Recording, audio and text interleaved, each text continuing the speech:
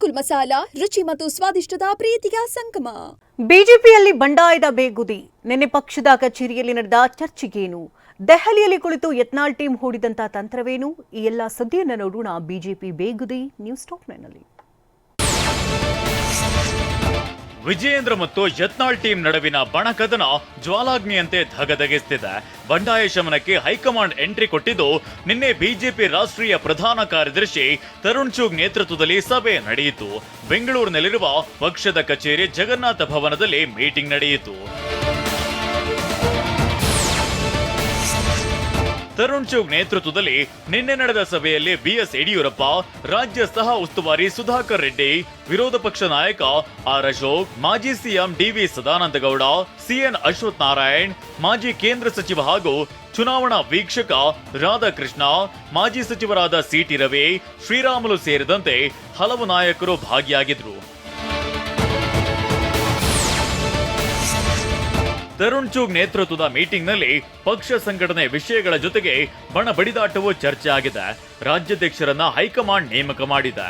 ರಾಜ್ಯ ಸರ್ಕಾರದ ವಿರುದ್ಧ ಮಾತನಾಡಲು ಬೇಕಾದಷ್ಟು ವಿಷಯಗಳಿವೆ. ಆದ್ರೆ ಅದನ್ನ ಬಿಟ್ಟು ನಾವು ಇದನ್ನೇ ಮಾತನಾಡುತ್ತಾ ಕುಳಿತರೆ ಹೇಗೆ? ಯಾರ್ಯಾರಿಗೆ ವ್ಯತ್ಯಾಸ ಇದೆಯೋ ಅದನ್ನ 4 ಗೋಡೆ ಮಧ್ಯೆ ಕುಳಿತು ಮಾತನಾಡಲಿ ಅಂತ ಸೂಚಿಸಲಾಗಿದೆ. ಮಾಧ್ಯಮದ ಮುಂದೆ ಹೋಗಿ ಪ್ರಚಾರ ತೆಗೆದುಕೊಳ್ಳುವುದು ಯಾಕೆ? ಇದರಿಂದ ಪಕ್ಷಕ್ಕೆ ಸಾಕಷ್ಟು ಮುಜುಗರ ಆಗ್ತಿದೆ. ಹೀಗೆ ಬಿಟ್ರೆ ಪಕ್ಷಕ್ಕೆ ದೊಡ್ಡ ಮಟ್ಟದ ನಷ್ಟ ಆಗ್ತದೆ. ನಾವು ಕಾಂಗ್ರೆಸ್ ಪಕ್ಷವನ್ನ ಬೈಬೇಕು, ಆದ್ರೆ ನಮ್ಮಲ್ಲೇ ಬೈದಾಡಿಕೊಳ್ತಿದ್ದಾರೆ. ನೀವು ಏನಾದ್ರೂ ಮಾಡಿ ಕ್ರಮ ತೆಗೆದುಕೊಳ್ಳಿ ಅಂತ ನಿನ್ನೆ ಸಭೆಯಲ್ಲಿ ಒತ್ತಾಯಿಸಲಾಗಿದೆ. ಯತ್ನಾಳ್ ವಿರುದ್ಧದ ಶಿಸ್ತು ಕ್ರಮ ಕೈಗೊಳ್ಳುವ ಬಗ್ಗೆ ವರಿಷ್ಠರು ನಿರ್ಧಾರ ಕೈಗೊಳ್ಳಲಿದ್ದಾರೆ ಅಂತ ಬಿಜೆಪಿ ರಾಜ್ಯಾಧ್ಯಕ್ಷ ವಿಜಯೇಂದ್ರ ಹೇಳಿದ್ದಾರೆ. ನಿನ್ನೆ ಪಕ್ಷದ ಕಚೇರಿಯಲ್ಲಿ ಸಭೆ ಬಳಿಕ ಈ ಹೇಳಿಕೆಯನ್ನ ನೀಡಿದ್ದಾರೆ. ಈಗಾಗಲೇ ಕೇಂದ್ರದ ವರಿಷ್ಠರು ಗಮನಿಸ್ತಾ ಇದ್ದಾರೆ. ಶಿಸ್ತು ಕ್ರಮ ಕೈಗೊಳ್ಳಬೇಕಾ, ಈಗ ಸುಮ್ಮನೆ ಬಿಡಬೇಕಾ, ಎಲ್ಲವೂ ಕೂಡ ತೀರ್ಮಾನ ಮಾಡ್ತಾರೆ. ನಿನ್ನೆಯ ಸಭೆಯಲ್ಲಿ ಯತ್ನಾಳ್ ವಿಚಾರವಾಗಿ ಚರ್ಚೆ ಕುರಿತು ಬಿಜೆಪಿ ನಾಯಕರೇ ಭಿನ್ನ ಹೇಳಿಕೆಯನ್ನ ಕೊಟ್ಟಿದ್ದಾರೆ.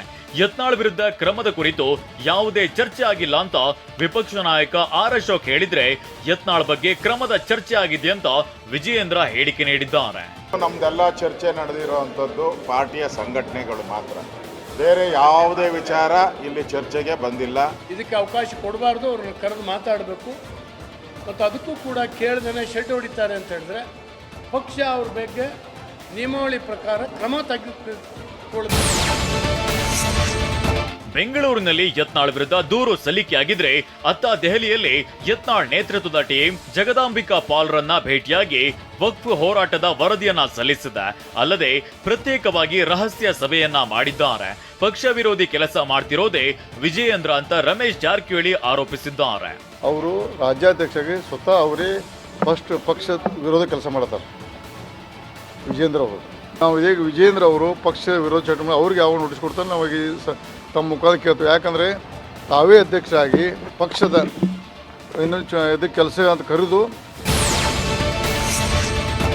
ಇನ್ನೊಂದೆಡೆ ದೆಹಲಿಯ ಪ್ರಹ್ಲಾದ್ ಜೋಶಿ ನಿವಾಸದಲ್ಲಿ ಬಿಜೆಪಿ ರಾಜ್ಯ ಉಸ್ತುವಾರಿ ರಾಧಾ ಮೋಹನ್ ದಾಸ್ ಅಗರ್ವಾಲ್ ನೇತೃತ್ವದಲ್ಲಿ ಸಂಸದರ ಸಭೆ ನಡೆಯಿತು.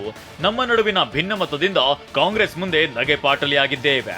ಆದಷ್ಟು ಬೇಗ ಭಿನ್ನಮತ ಸರಿಪಡಿಸುವಂತೆ ಒಕ್ಕೊರಲಿನಿಂದ ಒತ್ತಾಯಿಸಿದ್ದಾರೆ. ये जो छोटी सी घटना को बहुत बड़ा इशू बना करके रखा भी जा रहा है, इससे जनता प्रभावित नहीं है. जनता कांग्रेस के राज से छुटकारा चाहती है. और ಇಂದು ಯತ್ನಾಳ್ ತಮಗೆ ನೀಡಿರೋ ನೋಟಿಸ್ ಸಂಬಂಧ ಶಿಸ್ತು ಸಮಿತಿ ಮುಂದೆ ಹಾಜರಾಗಲಿದ್ದಾರೆ. ವಿಜಯೇಂದ್ರ ವಿರುದ್ಧ ಬಂಡಾಯ ಸಾರಿರೋದಕ್ಕೆ ಕಾರಣ ಏನು ಎಂಬುದರ ಬಗ್ಗೆ ಉತ್ತರಿಸಲಿದ್ದು ಕುತೂಹಲ ಕೆರಳಿಸಿದೆ.